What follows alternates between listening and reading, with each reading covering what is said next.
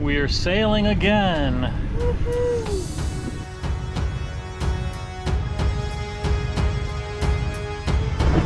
Prop spinning, making a noise. It's been almost 6 hours and the situation has not gotten any better. Probably got worse. Yeah. Uncomfortable to say the least. A little bit real. Look at that. We got a big one there. The whole boom went underwater. That side of the boat went underwater. This much water, this high, just flooded over into here. Oh, we're about 8.5 hours in and sun is setting. Jason is having to manually steer out there still.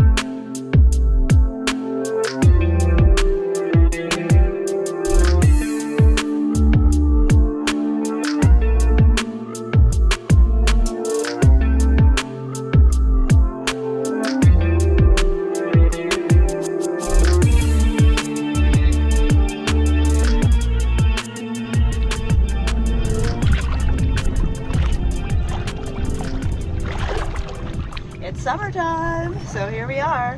Yeah, sorry we didn't make an ending to that video yet. I wanted to explain it all, and I started to make a video, but it just takes a while, and we've been really busy doing other stuff too. Maybe we should kind of go back a little bit to when we started on the way there and just kind of really quickly summarize. We had beating into the wind for 31 hours, and that was a long time to beat into those waves, and they were, you know, just basically going over the bow a lot, and so water was coming and hitting us. We didn't have the cameras on during that time because it was just too wet in here, but it was kind of miserable. It wasn't like a great sail or fun sail. Yeah, so we were really looking forward to a better sail on the way back.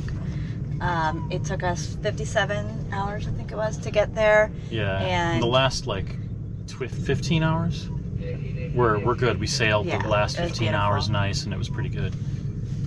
Yeah, the first few hours weren't too bad, I think, and then the wind wasn't doing what it was supposed to be doing, and we had to run the engine for like 30 hours or something, 31 hours, I don't know. Well, we had a motor sail, yeah. It was a long time that we had to motor sail. So we were just on the edge, and you could tack or jive and do, yeah, we're going like 500 miles, and we have a very limited time, so it needs to be a beeline. It couldn't be tacking off course that far. Yeah, if we were retired and we didn't have a timeline, and if we didn't have the marina we stayed at was pretty expensive too, and so we didn't want to be paying that marina fee if we weren't even going to be there. Yeah. So we wanted to just get there at that point. Then we had a nice time when we were there, although most of the video I got to show you guys was lost when I lost my phone on the way back in our knockdown. Why did we go out in that weather on the way back? Well, we knew it was going to be windy on the way home, and we would never go out on a sailing day around here ever in that much wind, but we had to come back, and I was happy that it would make us go fast. The waves, though, as soon as we left the 2 or 3 hours of getting out into the Gulf from Key West, we were headed down, or kind of at a beam reach, and the waves were huge, and the wind was really bad. And I'm talking about for us in this boat. This is only a 7,000-pound boat, and it's not a blue water boat, it's a fin keel boat. And waves were coming up over the side, and they were tilting us, heeling us over so far that stuff in here inside was flying off all the time. And so I was like, should we turn back around? And it was going to be hard to get back too, because by the time that we got into the really bad waves, we were way offshore. We were like 3 hours. Like 3 hours. 4 hours in. Yeah. So it would have been a 6-hour trip to So nowhere. in retrospect, I mean, if we'd have known it was going to be like that the whole time, but we didn't. The forecast had said it was going to get better. And so we kept waiting for it to get better. The second day, the forecast was like down to 15 maybe, which would have been awesome. Downwind at 15 is perfect for this boat. But instead we got 25 or 24. We were on like a beam reach or maybe a little off to our front, to our bow, and they were hitting us and they would come in threes, and then we were really, at some point, like another thing that people had said in the comments is, why don't you close up the companionway? Well, we did. You know, this was a 50-hour trip. The video is only 20 or 30 minutes. So what about the other 40 hours that you didn't see? Well, plenty of those hours, this was closed. Plenty of those hours, Susie was in there with it closed. Many of those hours, I was in there with it all closed up. That night was really tough because I had to hand steer because of autopilot. Then the next day, we had these following waves, and those were rough because we kept getting tipped and kind of riding down the waves over 10 knots. And I think we decided that somewhere around like 4 or 5 hours, we were over 8 knots, which is insane for this boat, right? I mean, like 8 knots in this boat. And we would hit over 10. We go to 8 to 10 back and forth. The most adrenaline I've ever felt in my whole life was we were 5 miles offshore near home. Oh, God. And it was like 3 a.m., 5 miles offshore, and I'm like, I need to put the mainsail down, but we're downwind in 23 knots in the dark. And it was super windy. Really windy. And we couldn't hear each other. We didn't have our walkie-talkies. I don't even think we would have been able to hear each other with those, but those had gone overboard. And if I had to turn, so I had to turn around in 25 knots on our nose in huge waves with the boat doing this, and it would go underwater and throw water up onto me and stuff. Another couple hours to get into the anchorage, and then so we're trying to anchor, and I'm just so out of it and tired. It just goes to show you, like, you shouldn't do stuff when you're that tired. It took me 30 minutes to put the anchor down. We were just so disheveled. We're beaten up. The boat was a complete mess. Junk everywhere. Yeah, so we didn't record any of that. No. Nobody needed to see any of that. And other than that, I don't think that we even had the wherewithal to record anything. And we didn't even know we didn't record anything. Like, we didn't were watching the footage, and it just ends during the day on the last day of our sail. But otherwise, yeah, we just got all our night checks done, right? Yeah. Everything is done. We're ready.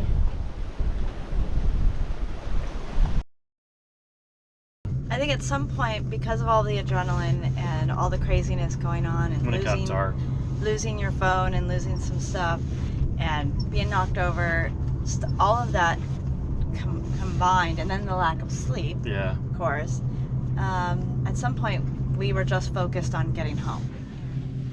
All right, so let's answer some of these questions people asked in the comments, because, you know, if you had a fin keel boat, or a full keel boat, would it have been better? Yeah, a full keel boat, especially like tracking when we were going downwind and we ride the waves and it wanted to tip us over.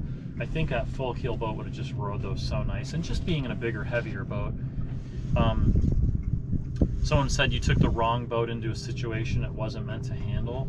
True. And that's like, yeah, Mr. Obvious there. Kept it obvious.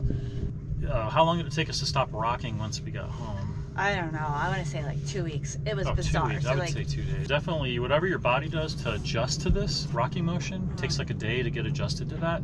Then when you get back, whatever, it's now thinking that you might rock, so it stays in that mode, and that's crazy. People asked, you have to sail with your companion boards in. Yeah, it's again, you know, you saw a 30 minutes of a 50-hour trip. We had the companion way, or the, what are they called, crib boards in many hours and hours of that trip. And when we took water in here, it might have come over and it filled about this much up of the cockpit down here, and it drains really fast. Yeah. Jeez. All right, so GoPro battery, the GoPro overheated, right, because it was in the sun. Then adjust the sails. Then we had to put some shade thing up because the sun was in my face and it looked really bad. No, we couldn't go at a different time because we already took the time off once and didn't go, and so we had to cancel everything, and this is our second try. Someone said they would have dropped the mainsail and just sailed under the head sail. Why didn't we do that? Well, I think we tried putting the head sail out one time and it was not good. for lack of better terms. I had been noticing the Genoa line is not new, and one time on the way there, we were under some really strong winds, and I was feeling that furling line, and the furling line kind of like made a weird feeling. Like I know from my old sailboat that sometimes when the line starts to go bad, you feel it start to stretch and pull, and I felt that. And when we were going downwind in those high winds, that was under so much tension, and I thought if that breaks, our whole Genoa would be unreal, and we would have no way to reel it back up. Well, not a good way. And that just scared the crap out of me. What about the prop noise, just locking in reverse? Yeah, again, I videoed hearing the noise, and then probably like 20 hours of the trip back we had it in reverse or drive or forward, so it wouldn't make any noise, and that fixed that. And we've gone sailing since, and it doesn't make any noise. Yay. And are you still married? You guys did awesome. I've done the same trip solo. Blah blah blah. Are we still married though? Yeah. Luckily for Jason, I've forgiven him. Actually, I credit him so much for getting us home, because I can do a lot of things, but sail this sailboat in those conditions, I don't actually think I could have done. I mean, I would have tried my best, but I really do credit Jason with getting us home and getting us home alive, because he was up here when I could not stay awake any longer and would fall asleep. He was still over here manning the wheel, and it wasn't just like leisurely manning the wheel. It was literally Yeah, it was tough. making sure that. All right, another incident with the camera. Oh my God, I'm getting seasick out here. It's like we're only 4 hours in, and this boat is just going crazy like this, you know, rocking really bad. And you're trying, so that's the equivalent of just going like this for 4 hours, you know, trying to keep yourself up. Oh yeah. My abs, and like hour 3 started to burn. By hour 4, they were done. I was like, wait a minute, how am I supposed to go another 50 hours doing this if my abs just gave out? Because we were just bobbing around like a cork. Someone said, always add 10 knots to the forecast, and if it scares you, don't go offshore. That's great advice. Like, yeah, It's excellent advice. Good advice. Yeah. Just curious if this trip has taken the fun out of long-distance sailing trips. I want to go to something called Cayo Costa State Park. It's like 100 miles.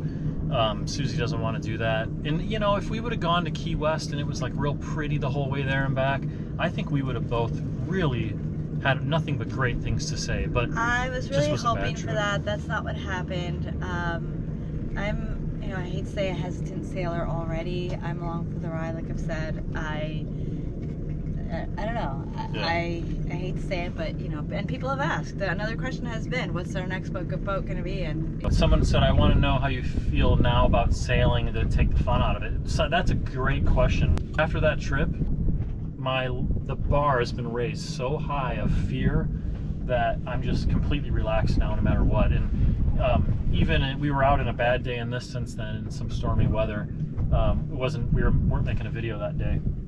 I just didn't care, because it just can't be anything close to what we experienced in here.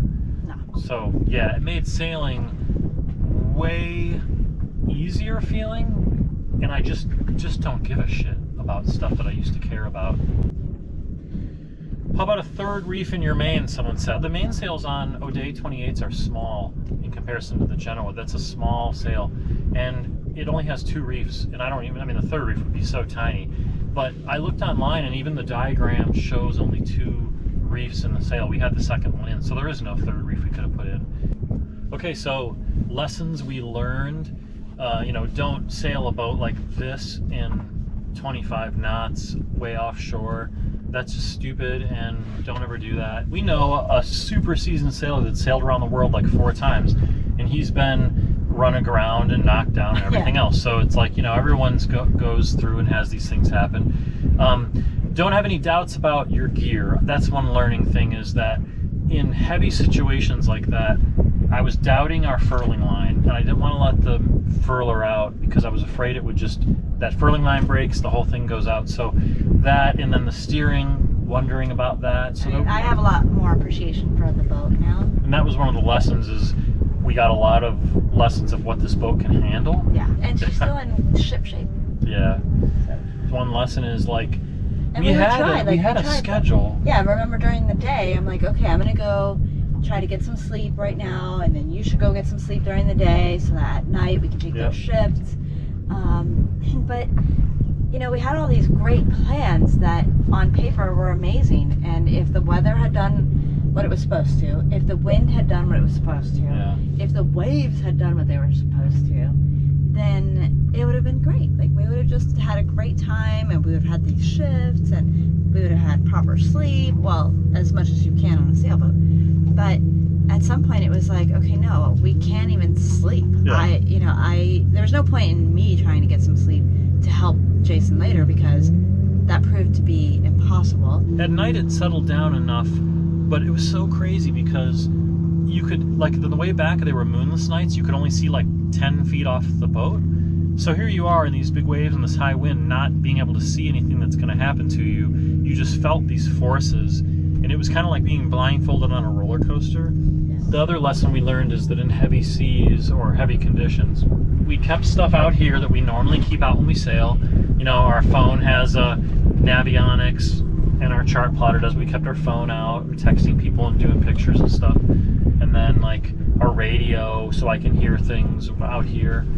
I mean, we just didn't think to put it all away. And then it got lost. It kind of made we had this amazing we just bought a new anerometer. So anyways, it made me very depressed. You also suppress your feelings of fear and depression and everything else to just try and survive and get home. I think we're making it sound like some people are going to be like, oh, please, you know, there are other people that do this every day. Yeah, well, that's just how it felt to us. We were in survival mode. Like, we were in conditions that felt like they were 95% of what this boat could handle. Yeah, we pushed it to the absolute limits. You know, you had a Josh Post moment. I had a moment where I just started crying because Jason looked at me and said, "Are you okay?" And I was not okay. I was going down a that's just fear. I was going down a really dark path at that point. We just really didn't even want to come to the sailboat after that. Thank you to everyone who's kind of followed us and commented and watches the videos. You know, we were hoping to really have a good time on it, but if anything, at least we really got to be better sailors, and we had good videos to show everybody. Everything happens for a reason. And as we were cruising along, and as I was, you know, having negative thoughts and stuff, these dolphins came up, and they were just so majestic. And we see dolphins all the time out here when we're cruising around, and every time we see them, it's a joy. It's like it never gets old, does it? Sheer exhilaration and just so much fun, and they're just these just majestic beings, I guess. I don't know whether people believe in this or not, and I don't even know, like, if I truly believe this, but at that moment it was like I just really felt like they came up and told us they were kind of like on the way back.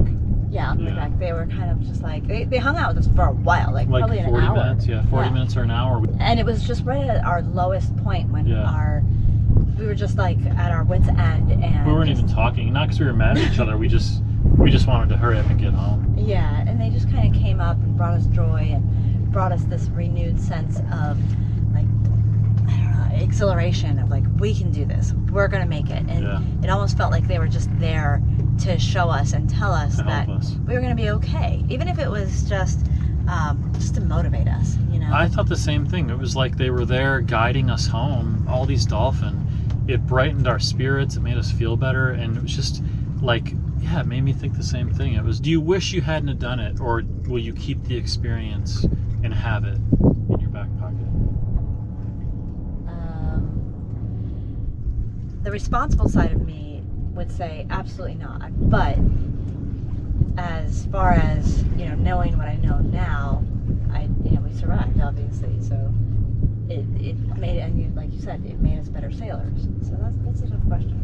Yeah, and for me, I wouldn't give up that experience for anything. I loved it, and I love that I had that experience. It was the ultimate sailing experience for me.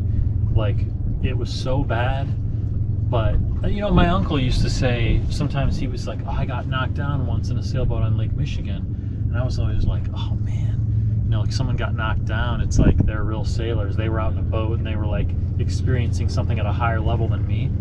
And now I feel like we got that experience and have this great story to tell the rest of our lives, and it's just, yeah, I'm glad too. I think super fear like that is important. Somehow it does something to you, and it's good.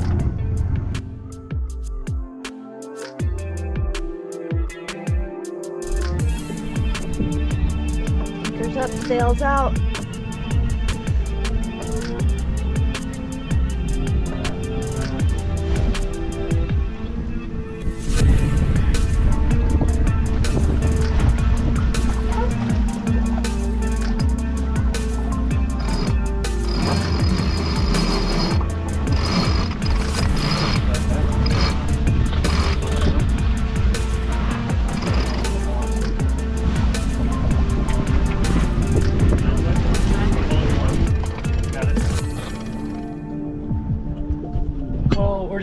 We're at a leisurely 3.7 knots, just cruising along.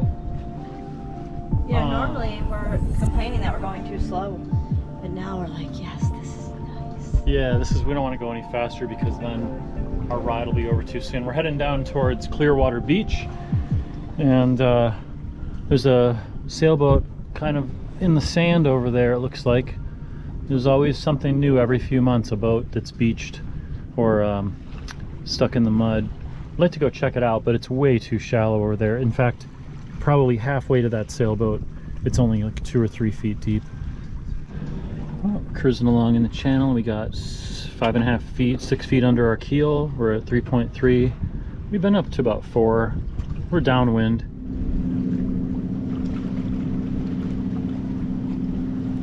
Look at that old sailboat with all that junk all over it. Like, I don't know, there's like bicycles and treasure chest. It looks like an old boat. Huh. I haven't seen that before. These weird things just pop up around here. Just cruising along. Wow, it's like a lazy sailing day. We're only going 3.5, but a lot of boats passing us here in the channel. Check out this ominous looking storm cloud up here. I haven't heard any thunder or anything. It's all yours.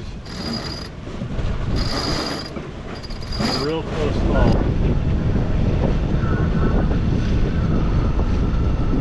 A lot of people on this catamaran. Look at this thing. Loaded up.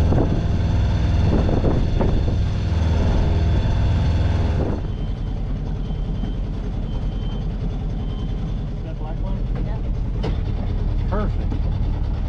So since you have that and I have this, we should be good.